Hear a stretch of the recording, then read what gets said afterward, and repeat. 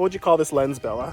A dad lens. A dad lens. A massive dad lens. This is I'm compensating for something else lens. Yeah, definitely.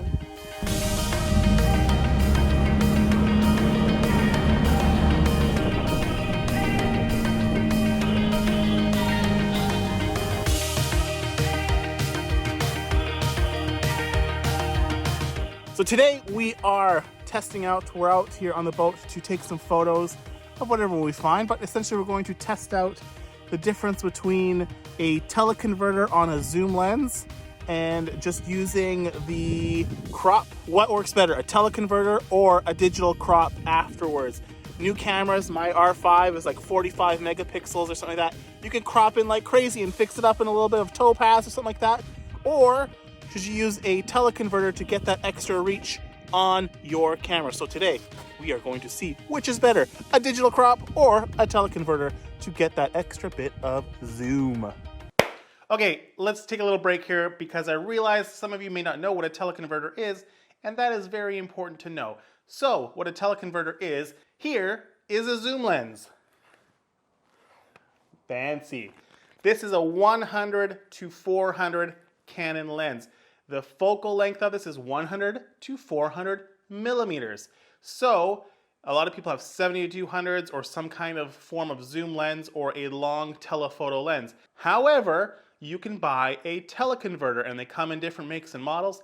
For Canon, they have a 1.4 and a 2 times extender. So here's a 1.4, here is a 2 times. So 1.4 times 400 equals whatever that is.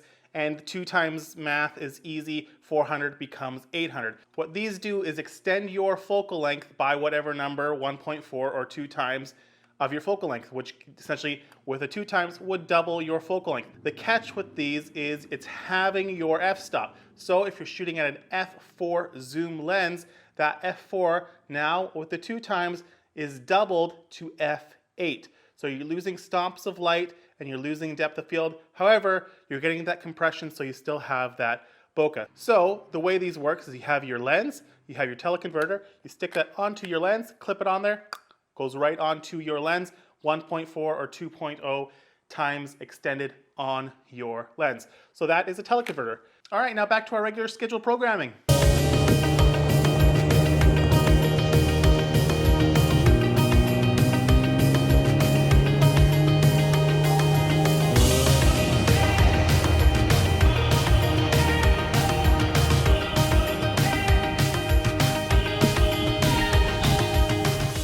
Okay, we're back on land, so now we're gonna be testing out the 1.4, the 2.0, and just a regular old small lens. Nothing to it, can barely lift it. Borrowing it from my friend Brian. Thanks, Brian, for lending me your big boy lens. Okay, so now we're back in my office and we're going to go through these photos and have a look at what they look like through Lightroom with the 2 time extender, the 1.4, 1.2, 1.4 extender, and no extender on the 100 to 400, as well as my buddy's 500 mil. Let's have a look in Lightroom and see how these pictures look. Not really sure what to expect, but here we go. All right, so now we are in Lightroom and now I'm gonna go through the photos. I've already culled all the bad photos, kept all the ones I like. And we're going to look at them and see what the difference is between having just the lens on and adding an extender on, and look at the difference and see if we notice anything different. Okay, so starting with this first photo, we've got a picture of Scarlet Point Lighthouse here. This was with the 400 mil lens, all the way zoomed in at 400. If we zoom in a little bit, you can still see it's pretty sharp here. We're shooting at 1200 ISO or 800 ISO on this one. So there's a little grain, which is totally fine. I love grain in my photos. So this is Scarlet Point here. Now we're gonna throw on the extender here. So this is now 800 mil, still at 800 ISO. So there it is zoomed in there. That looks all right. You can see it's a little bit like glowy zoomed in, but that's just the sunshine. That doesn't look too bad at all. So here we go. We got some eagles flying here. This is just 400 mil. And now we jump on to the 2 time extender. So what I've noticed myself, just quickly looking through these photos beforehand, is you get a little bit of like a glow on the photos with the 2-time extender. So here's a good example with the 2-time extender. This eagle here is a little blurry, but these ones are here. You can see there's like a little bit like of a glow, a little bit of a glow that's kind of softness is a good way to put it. It doesn't look totally sharp in the images here. Okay, so now we switch to having no extender on here. And yeah, we still have grain in the photo, which is normal. But if I'm noticing here around the edges compared to like these ones over here, do you see how it's like a little bit like soft on the edges versus these ones here, which just seem a little bit crispier on the edges. Here's another good example. So this is, I took this from the boat coming back. This was without the extender on. If we zoom into that image here a little bit, we'll see that. If you look at the difference, let's zoom in on this one. So that'd be a zoom compared to this one. This is now the 2-time extender, so we're at 800 mils. Now if we jump in on this one, 800 mil-ish, right? It just looks a little crispier. This is probably the best example I can think of right now with the difference between a digital zoom in with a regular lens without the extender, and then on the 2 times here with this eagle. So this is the 2-time extender here. You can just see it's a little glow, like there's just a glow or a softness to it, versus if we go into this one and zoom in, it just feels a little like, even though the grain's still there, it still feels like it's a little bit sharper than the other images. So here we are with no extender, like just looks so good, like a little bit of sharpening on that with a little bit of grain reduction, like that would be a great photo, right? These look awesome. Like, look at that. Just looks beautiful. Like all these water drops perfectly sharp. That one's not too bad, but you can still tell it feels a little softer than what a lens without the extender looks like. Okay, so let's jump into these photos now I did with Bella and the dogs. This is now with my friend Brian's 500 mil lens.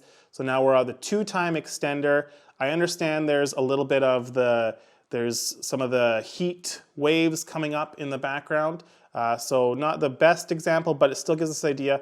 So here is 2 times, so 1000 mil at f8. This is the dogs listening nicely to Bella. Now we're at the 1.4. Okay, looks a little bit better. And now just the 500 mil straight up.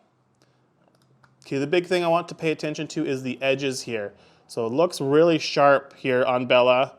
Dog's fur here with little daisy here looks pretty good. But once we jump into these ones, it just feels a little out of focus, a little soft, right? You can see it on the edges here of my dog Maverick's fur here. You can see it on Bella's shoulders here. Just feels a little soft, not as crispy, right? Let's look at this one. This is the 500 mil, no extender. Look around Bella's face here. Nice and sharp, really nice. Now if we go into 1.4, so we're at 700 mils. That doesn't look too bad. And now we are at the 2-time extended. And again, if we're just looking, the 2-time I think is the worst. Like if I'm looking at the 2-time, I feel like it's the worst one. Like when it's extended that far, still at f8, we're at 1200 ISO. Okay, still the same on both ones.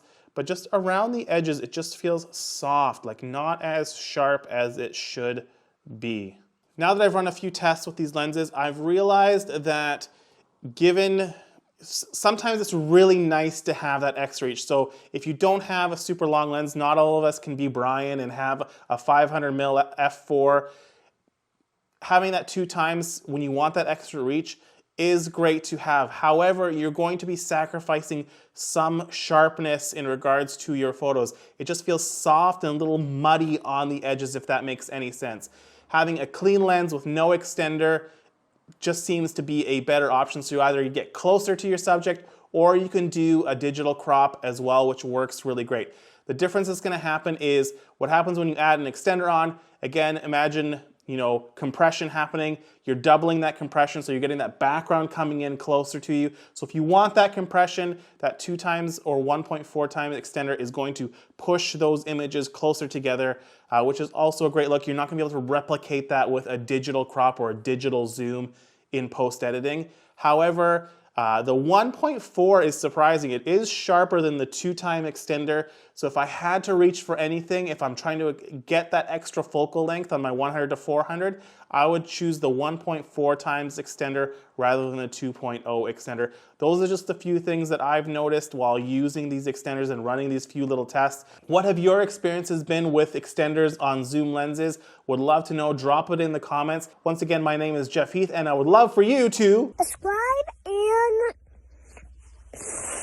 I'm gonna make some more videos. And if you don't subscribe, I'm gonna kill you. So I didn't mean to say I'm gonna kill you. I just meant I'm not gonna make any more videos.